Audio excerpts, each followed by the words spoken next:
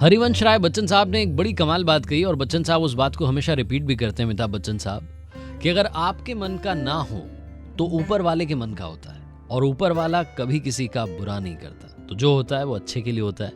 एक छोटी सी कहानी आपको सुनाने जा रहा हूं। आई एम श्योर आपने शायद ये कहानी सुनी हो, और अगर नहीं सुनी तो ये कहानी बड़ी शानदार है। एक बार एक बंदा इंटरव्यू देने के लिए गया। ऑफिस बॉय का इंटरव्यू था। जो इंटरव्यूअर था उसने उस बंदे से कहा कि आपका इंटरव्यू हो गया है, अब आप अपनी ईमेल आईडी बता दीजिए, हम आपसे कांटेक्ट करेंगे। इस व्यक्ति के पास ईमेल आईडी नहीं थी। इसने कहा मेरे पास ईमेल आईडी नहीं है। तो जिस कंपनी में इंटरव्यू देने के लिए गया था उन्होंने कहा कि अगर आपके पास ईमेल आईडी नहीं है तो वी आर सॉरी, हम आपको नहीं रख सकते। बेरोजगार आदमी, इसके पास कोई और ऑप्शन नहीं, वहां से निकल आया बाहर। और जब बाहर निकल आया तो समझ भी नहीं आ रहा था कि जिंदगी जीने के लिए करूं तो करूं क्या।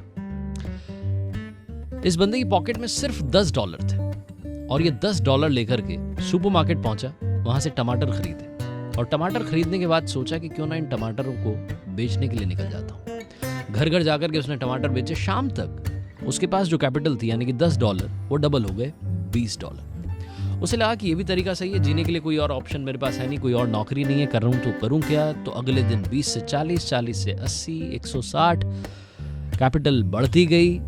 धीरे धीरे धीरे लगभग साल भर में इस बंदे ने एक ट्रक खरीद लिया। फिर इसने एम्प्लॉय रख लिए, वो जाकर के सब्जियां बेचने लगे।